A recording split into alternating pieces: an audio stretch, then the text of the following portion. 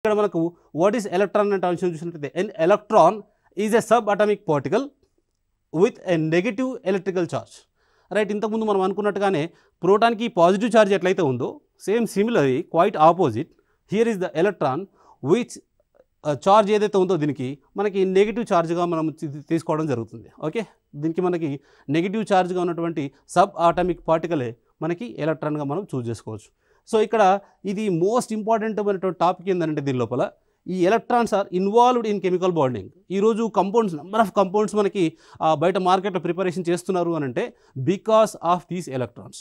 Right, electrons వల్ల sharing and ఏదైతే ఉందో కాన్సెప్ట్ దానిపైన నెంబర్ ఆఫ్ కంపౌండ్స్ మనకు ప్రిపరేషన్ కావడం, దాంతో మనకు మెడికల్ రంగంలో కానీ వైద్య రంగంలో కానీ ఇట్లాంటి నెంబర్ ఆఫ్ కాంపౌండ్స్ ప్రిపరేషన్ కావడం అనేటువంటి అంశాన్ని మనం ఇక్కడ only because of these electrons ద్వారానే మనము కెమికల్ బాండింగ్ రసాయన బంధం జరుగుతుంది. ఈరోజు సమయోజన బంధము అంటే కోవలెంట్ బాండ్ కానీ లేకపోతే అయానిక్ బాండ్ కానీ అయానిక బంధం కానీ ఇట్లాంటి పై తరగతులలో మీరు నేర్చుకుంటారు.